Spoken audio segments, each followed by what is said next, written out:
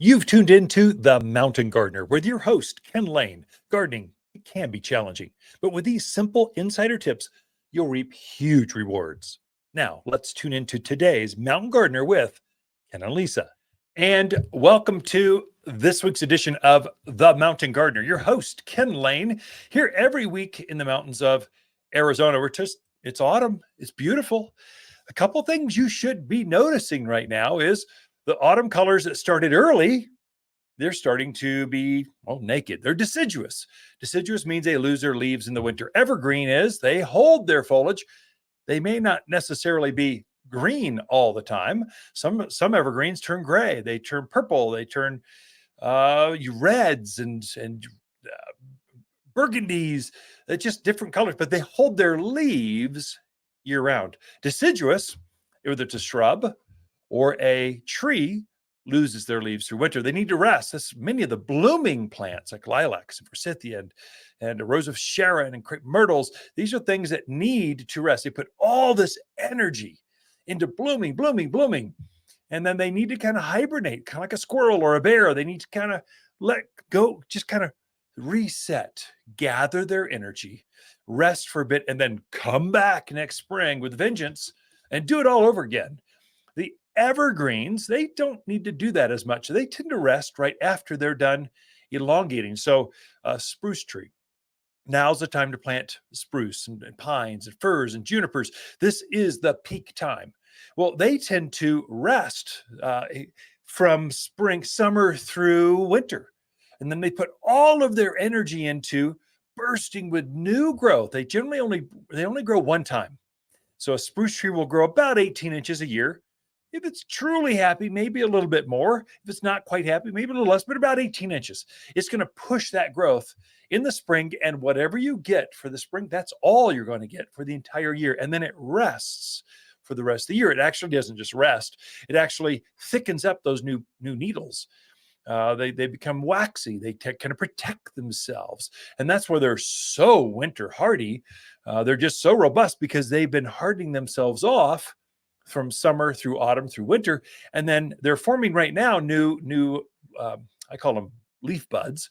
So new buttons on the ends of those branches. That's the bigger that button can be, the more growth you're going to have next spring. And so things are in transition right now. That's also the spruce trees. That's why you're putting those in now. So they'll continue. They'll root out some through the end of the year. Then they're going to flush all of this new growth. And from the farm, I mean, we've really juiced them. We want them green and rich and healthy so that when they do burst with new growth next spring, you get maximum growth. And then right after that, new candle growth of a pine tree or a spruce or a fir or whatever that evergreen is, the bigger that elongated growth is, the more the roots you get. It's just a really good way to go. Deciduous plants, they need to hibernate or just kind of rest for a bit. And then right now you are noticing many leaf buds and flower buds. So I noticed my peach tree. It's got a few leaves left. It's definitely gold. I'd say your apricots and your nectarines, they're all in the same league. They're all in the same, they're related to each other. They're kind of finishing up. But when the leaves fall off, you'll notice, look closely at the branches and you'll see little nodes, little buttons, little nodules. That is the flower bud for next spring. It's a flower or a leaf bud. One of those two. Generally for fruit trees, that's a flower bud. The more of those you have, the more potential for fruit. It's been a tremendous fruit year this year. Just lots of apples coming off right now. Lots of pears coming off right now. So that's why you're planting those now, so that they can get adjusted to their new home, I'd say, and then they're going to erupt with new flower buds and form new fruits next spring. And so the secret with those, don't be alarmed when they lose their leaves. This is for you tropical folks, the Hawaii, the Southern California, the south of Arizona. They're not used to the things losing their leaves. It's okay. It's natural. They need to do this. If you're seeing some yellow on your plants, so not just fall color, but let's say your evergreens like privets and red tip photinia, cotoneasters, all of these, we call them broadleaf evergreens. They're the ones that are most noticeable. If they've got any amount of yellow on them right now, they should not. That is not healthy. Usually what that is a lack of nutrients. And so they're starving to death.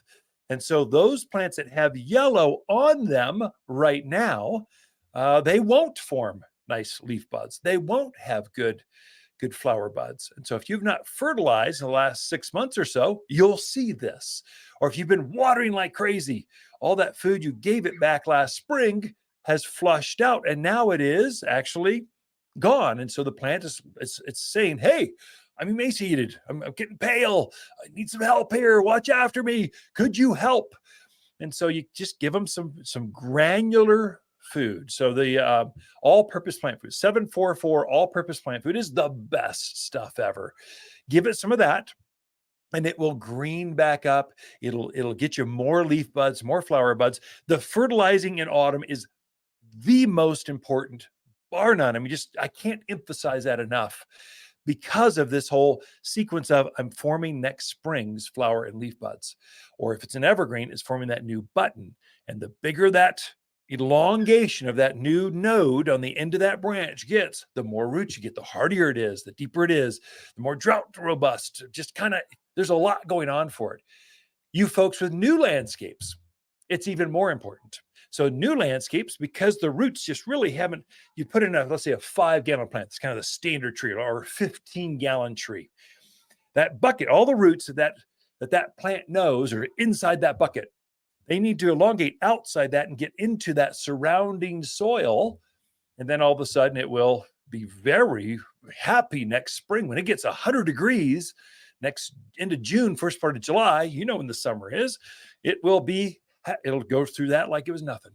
It'll just be happy with that. You won't have to water every day because it's got roots all over the place. You can water once a week and it'll be just fine. And so right now, your landscapers are adjusting water. And so if they've done that and you've got brand new plants, those brand new plants, because that root is still defined by the bucket, it hasn't elongated out. Those roots should go out 3, 4, 5, 6 feet away from where that original plant roots were.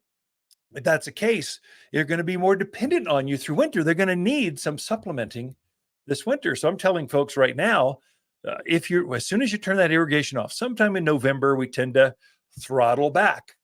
So as plants lose their leaves, they don't need as much water.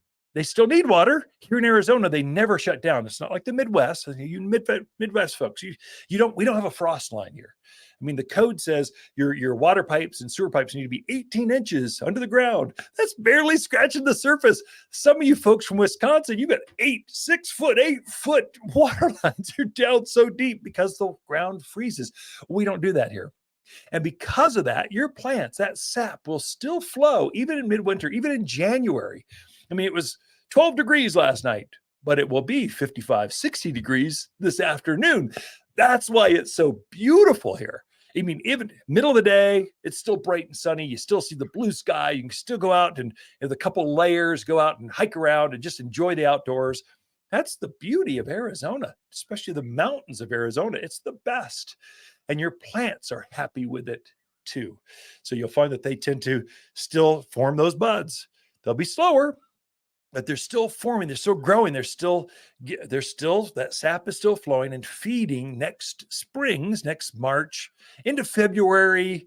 First part of March is when you see spring hit here in the Central Highlands. I call it, let's say it's Cordes Junction to Prescott Valley, Dewey, Chino Valley, Paulden, Prescott, of course, over the mountain towards Kirkland, Skull Valley, those areas, Hillside. That's where all the Central Highlands, we're all the same elevation. I would even include, and some of you folks on the other side of the mountain, you think you're more special than we are.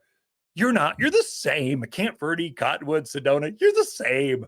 We're all the same. We're all the Central Highlands. We're the same. So the plants will start to wake up sometime after Valentine's Day, and then it goes from there. So it's usually the daffodils are starting to bloom, especially on that eastern slope on the Mingus. That's that Cottonwood, Jerome, those areas, Sedona, where you get some of those warm rocks up there, they start to take off early. And so by the end of February, you're seeing, oh, it's spring's here, it's getting ready.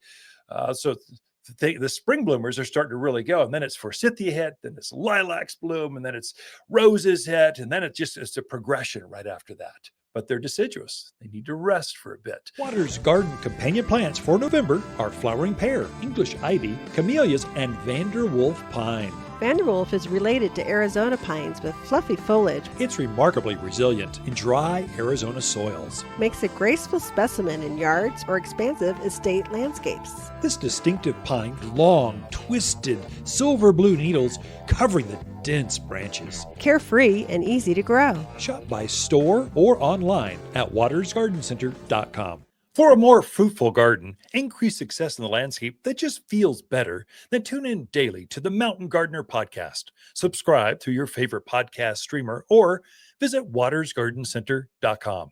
Better yet, visit me directly right here at Waters Garden Center. Thanks for tuning in.